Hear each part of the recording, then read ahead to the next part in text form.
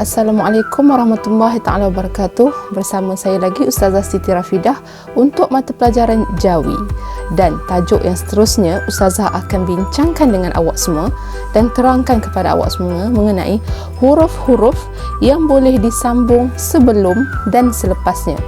Pada minggu-minggu lepas kita telah belajar mengenai huruf-huruf yang tidak boleh bersambung dengan huruf selepasnya. Tetapi untuk minggu ini Ustazah akan terangkan pula mengenai huruf yang boleh bersambung dengan huruf selepasnya dan juga huruf sebelumnya. Okey.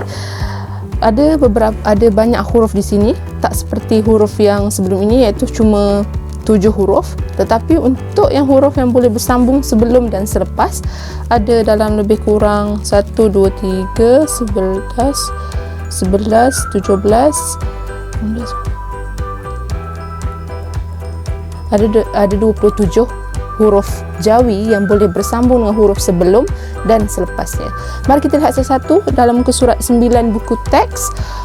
Apa dia huruf-hurufnya, iaitu huruf ba, huruf ta, huruf sa, huruf jim, huruf ca, huruf ha, huruf kha, huruf sin, huruf shin, huruf sad, dad, ta, za, ain, ghain, nga, fa, pa, qaf, kaf, ga, lam, mim, nun, ha, ya, dan yang terakhir sekali adalah huruf nya. 27 huruf ini adalah merupakan huruf yang boleh bersambung dengan huruf sebelum dan selepasnya murid-murid. Berbeza dengan huruf alif, huruf dal, zal, ra, zai, waw dengan va. Itu merupakan yang Ustazah sebutkan tadi, itu ialah huruf yang tidak boleh bersambung dengan huruf selepasnya. Tapi manakala 27 huruf yang Ustazah sebut daripada huruf ba tadi hingga huruf nya merupakan huruf-huruf yang boleh bersambung dengan huruf sebelum dia ataupun selepas dia.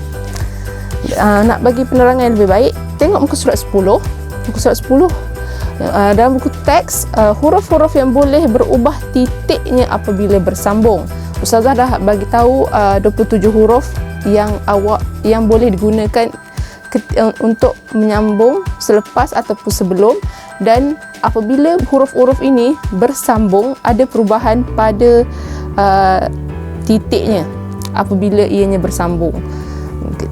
Huruf-huruf ba, huruf ta, huruf sa, huruf nun dan huruf ya akan berubah titiknya di awal huruf apabila bersambung. Manakala hurufnya berubah titiknya dari atas ke bawah apabila bersambung di awal dan di tengah perkataan. Jadi memang sebab tu ada murid-murid yang akan tanya kepada Ustazah, kenapa hurufnya ni tiba-tiba ada yang akan nampak 3 titiknya di bawah macam huruf ya. Huruf ya 2 titik, tapi hurufnya kalau dia dah bersambung, titiknya tak duduk di atas, titiknya akan duduk di bahagian bawah. Tak kisahlah hurufnya tu di bahagian tengah perkataan ataupun di hujung perkataan, titiknya akan berubah daripada bahagian atas kepada bahagian bawah. Tengok contoh untuk huruf ba, ta dan sa. Ba dan ta, ba, ta dan sa. Awak tengok kalau dia huruf tunggal, huruf ba, huruf ta, huruf sa, titiknya berada di bahagian tengah. Dia tidak condong sangat ke tepi ataupun ke tepi sebelah sini. Betul-betul berada di bahagian tengah. Tetapi apabila huruf ini, ketiga-tiga huruf yang tunggal ini berada di awal perkataan, maksudnya huruf ini nak bersambung dengan huruf yang lain dan membentuk satu perkataan yang baru. Jadi apabila dia bersambung di awal, contohnya huruf ba ni berada di bahagian depan, bahagian awal, titiknya akan ke tepi sikit, ke tepi sebelah sana. Dia dah tak berada di bahagian tengah lagi dah. Dan apabila dia di tengah pun sama, dia akan berada di tepi lagi, dan bila dia berada di bahagian akhir barulah titiknya itu duduk dalam keadaan yang asal, iaitu berada di bahagian tengah. Tak lagi sengit macam yang ba yang awal dengan tengah. Ba yang akhir akan duduk, titiknya akan duduk di bahagian tengah kembali, macam huruf dia yang tunggal sebelum ni.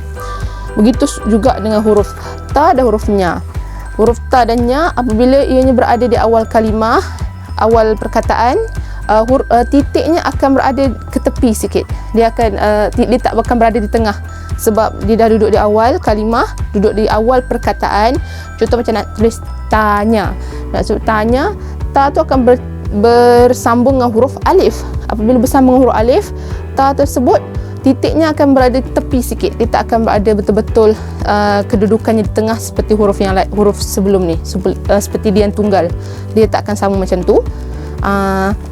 Dan bila dia bersambung juga di bahagian tengah pun sama, titiknya masih lagi berada di bahagian tepi. Dan apabila ta ni berada di hujung, di bahagian belakang huruf ta, barulah titiknya berada seperti mana huruf tunggal, berada di kedudukan yang asal, iaitu di bahagian tengah.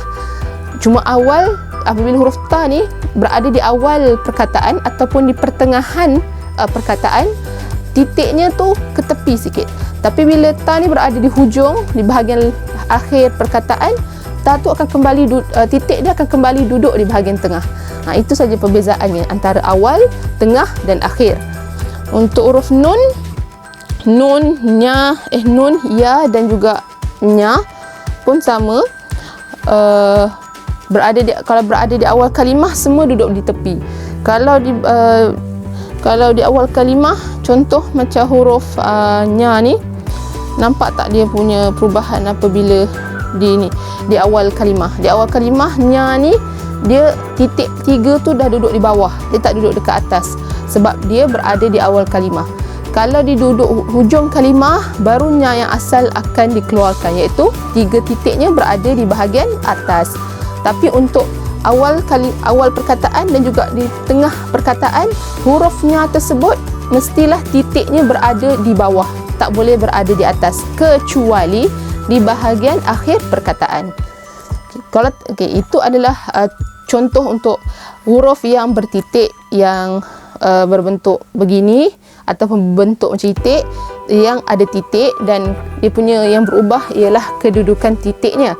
Tapi bagaimana pula dengan huruf-huruf yang mempunyai ekor, macam huruf jim, huruf ha, huruf ca, huruf ga, kaf dan sebagainya, huruf shin, huruf sin, huruf sad, huruf dot. Tengok muka surat 11 dalam buku teks. Huruf yang terletak di bawah garisan hendaklah diangkat dan diluruskan di atas garisan. Tengok huruf jim, ca, ha, kha. 4 huruf ini berbentuknya macam ni lah. Ada kepala dia yang tu, lepas tu badan, dan akhir sekali ekor. Huruf jim, ca, ha dan kha. Apabila ketiga-tiga huruf ini berada di awal kalimah, berada di awal perkataan, awak tak boleh buat dia punya badan dia yang melentur tu dan juga ekornya perlu dibuang. Cuma tinggalkan kepala dia sahaja dan titiknya jangan lupa, tak buat pula. Hurufnya, huruf ca, huruf jim, ha, ca dan kha perlu dikekalkan kepala dan titiknya. Apa yang tak diperlukan untuk dia bersambung ialah badan dan ekor, perlu disingkirkan. Apabila ianya berada di bahagian tengah perkataan pun sama, masih lagi mengekalkan kepala dan titiknya sahaja, tak perlu buat badan dan ekor. Dan apabila ia berada di akhir, dia akan menjadi hurufnya yang seperti asal, yang seperti mula-mula tadilah huruf tunggal penuh, iaitu kepala, badan dan juga ekor, apabila ianya berada di akhir perkataan ataupun kalimah. Jadi kalau dia berada di awal dan tengah kalimah, jangan dibuat badan dan ekornya, cuma tinggalkan kepala dan titiknya sahaja. Okey, untuk huruf sin, shin, huruf sin dan shin, sad, dot pun lebih kurang sama. Okey, sin, shin, sad, dot, yang apabila dia berada di awal perkataan, apabila berada di depan sekali dalam sesuatu perkataan atau kalimah, sin dengan shin, sad, dot tu hanya dikekalkan kepala dia saja. Kalau tengok huruf sin, dia ada 2 gigi besar, 2 gigi kecil dan 1 gigi besar. Yang perlu dikekalkan ialah 2 gigi yang kecil tu tambah 1 gigi lagi yang mewakili gigi besar, dan terus bersambung dengan huruf seterusnya. Bersama juga dengan huruf shin, sad dan dot. Okey, yang perlu dikekalkan adalah kepala sahaja. Tapi cukup syarat lah huruf sin kalau dia ada 3 gigi, 2 gigi besar, 2 gigi kecil, 1 gigi besar, lengkapkan dia jadi 3 gigi. Sebab itu nak menunjukkan dia huruf sin. Ya. Jadikan dia 3 gigi kecil sebab dia nak bersambung. Kalau dia tak bersambung dengan mana-mana huruf, dia cuma tunggal, jadi dia akan ada 2 gigi kecil dan 1 gigi besar. Tapi bila dia nak bersambung, dia akan jadi 3 gigi kecil. Yang besar tadi akan jadi kecil. Okey, itu bila di awal kalimah dia berbentuk begitu, sama juga dengan di pertengahan kalimah, dan apabila dia berada di bahagian akhir kalimah, bahagian akhir perkataan, dia kembali lagi dalam bentuk yang asal, iaitu sin yang betul, 2 gigi kecil, 1 gigi besar. Jangan pula dekat hujung ni awak buat 3 gigi kecil, salah ya. Sebab dekat hujung semua huruf dah jadi bentuk yang asal, bentuk yang hurufnya yang tunggal tadi. Jadi 2 gigi kecil, 1 gigi besar lah. Sama juga dengan huruf shin. Cuma huruf shin dia ada titik. 3 titiknya jangan lupa untuk diletak. Itu saja yang nak membezakan antara huruf sin dan huruf shin. Okay, untuk huruf sad dan huruf dad pun sama. Dia punya kepala yang berpusing tu, disebabkan sad dia ada 1 gigi yang besar belakang. Jadi kalau nak bersambung dari awal dan tengah perkataan, buat sad ni, lepas tu tarik sikit gigi kecil. Gigi yang besar tu dijadikan gigi yang kecil. Jangan biarkan dia jadi gigi yang besar apabila nak bersambung. Tapi kalau dia dah duduk di last kali, duduk di akhir perkataan, awak tengok tu, dia tak akan kecil lah, dia jadi besar balik. Dia jadi bentuk yang asal apabila dia menjadi huruf tunggal, huruf sad dan huruf dad. Giginya jadi besar semula kalau berada di akhir perkataan sahaja. Kalau bukan di akhir perkataan, iaitu di awal dan di tengah perkataan, awak kena kecilkan giginya yang di bahagian belakang tu. Saya harap awak faham. Buka pula muka surat 12, muka surat 12, huruf ta dan huruf za. Okay, huruf ta dan huruf za tak ada masalah lah, huruf ta dan huruf za, kerana daripada awal, tengah dan akhir perkataan awak takkan kurangkan dia, kerana dia masih lagi kekalkan kepala dan ekor dia. Kepala dia ada, ekor dia pun ada, titik pun sama, ta dan za. Cuma cara untuk awak menyambungkannya tu kenalah betul. Nanti kita akan praktis lebih lagi. Okay, untuk huruf kaf, ga dan lam, kotak yang seterusnya tu pun sama. Dia tak ada singkirkan kepala dia ke, buang ekor ke, buang badan ke, tak ada. Masih lagi sama. Cuma mungkin pelajar akan mendapat sedikit kekeliruan di mana bahagian tengah dan akhir. Cara untuk menyambungkan di bahagian tengah dan juga akhir perkataan. Okey, kaf, ga dan lam. Untuk ain, ghain, nga, kotak yang bawah sekali tu, okey, huruf ain, ghain dan nga berubah bentuknya di tengah dan di akhir apabila bersambung. Kelak. Ini huruf yang 3 huruf ni special sikit, istimewa sikit. Sebab apa? Bila dia berada di akhir sekali perkataan, maksudnya kedudukan hurufnya di bahagian belakang, dia dah tak akan jadi bentuk yang asal. Dia tak akan jadi lagi bentuk dia yang sama macam huruf tunggal. Ain, ghain, nga, tak dapat dah huruf bentuk yang sama. Dia akan berubah. Okay, cuba kita tengok dulu bahagian awal perkataan. Kalau berada di bahagian awal perkataan, ain, ghain dan nga, yang dibuang ialah bahagian badan dan ekor. Jadi tu dibuang. Tinggalkan bahagian kepala sahaja. Kalau di bahagian tengah pula, ain, ghain dan nga tu dia dah tak jadi kepala yang macam ni, tapi dia dipusingkan sikit dan nak dipusingkan. Barulah jadi ain, ghain, nga di bahagian tengah perkataan. Dia dah tak akan mengekalkan bentuk yang sama seperti dia berada di awal kalimah tadi, berada di awal perkataan. Bila masuk saja bahagian pertengahan perkataan, kepala dia tu akan berubah, dia akan berpusing. Nanti Ustazah akan tunjukkan cara menulisnya. Dan begitu juga di bahagian akhir perkataan, huruf tersebut akan berubah terus. Daripada bahagian tengah tadi, dia dah dipusingkan kepalanya, dan bahagian ekor dan badannya kekal balik sama seperti huruf yang sebelum ni, huruf dia yang tunggal. Dapat balik bentuk yang melengkung tu dan ekornya. Cuma nak dikatakan sini berbezanya ialah apabila dia dah melalui bahagian tengah, kepalanya dah berubah. Kepala yang tadi terbuka Tapi bila dia masuk ke bahagian tengah, kepala dia dah bersimpul. Dan apabila dia masuk ke bahagian akhir, ditambahkan pula badan dan ekornya bagi menyempurnakan huruf Ain, Ghain dan Nga tersebut. Okay, untuk muka surat 13, huruf Mim dan Ha. Okay, huruf Mim dan Ha berubah bentuknya di awal dan di tengah apabila bersambung. Okey. Mim dan Ha ni berubah bentuknya di awal dan di tengah apabila bersambung. Kalau tengok huruf Mim dan Ha yang tunggal ni macam inilah bentuknya. Mim ni ada kepala dan dia ada ekor yang memanjang ke bawah. Ha ni dia bulat lah, simpul saja. Ha. Habis, tak ada apa masalah. Cuma apabila berada di awal kalimah, cara menulisnya ialah mim tersebut hanya ditinggalkan bahagian kepalanya sahaja. Jangan dibuat sekali dengan ekornya. Apabila dia berada di depan sekali, buang ekor dia, baru dia boleh bersambung dengan huruf yang selepas dia. Begitu juga apabila dia berada di tengah.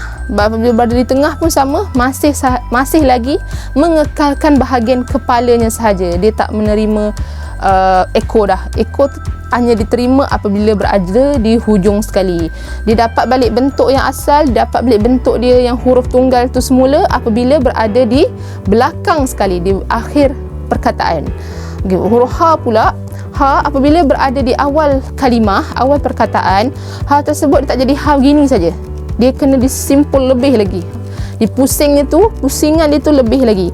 Jadi Ha ni berbeza apabila Ha dengan Ha yang tunggal. Apabila Ha ni berada di awal perkataan, nak disambungkan dengan huruf yang lain, dia akan disimpulkan dengan lebih lagi.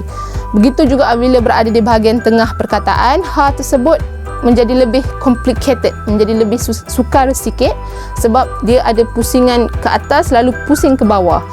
Dia ada dua pusingan kalau awak tengok di bahagian tengah perkataan. Dan apabila dia berada di akhir perkataan, dia kembali lagi kepada bentuk yang asal, iaitu bulat, ataupun dia akan ada macam tak bulat sangatlah, ada semi bulat di bahagian belakang apabila dia bergabung dengan huruf, bersambung dengan huruf yang boleh bersambung. Kalau macam huruf alif dengan Ha pula selepas dia, alif saudara terangkan sebelum ni tak boleh bersambung dengan huruf selepasnya. Apabila huruf selepas alif, huruf Ha, Ha tersebut tak boleh disambungkan dengan huruf alif, dia akan jadi Ha bulat semula. Dia akan jadi bentuk dia yang Ha tunggal tadi. Tapi dengan syarat apabila dia bertemu dengan huruf yang tak boleh bersambung dengan selepasnya. Okey.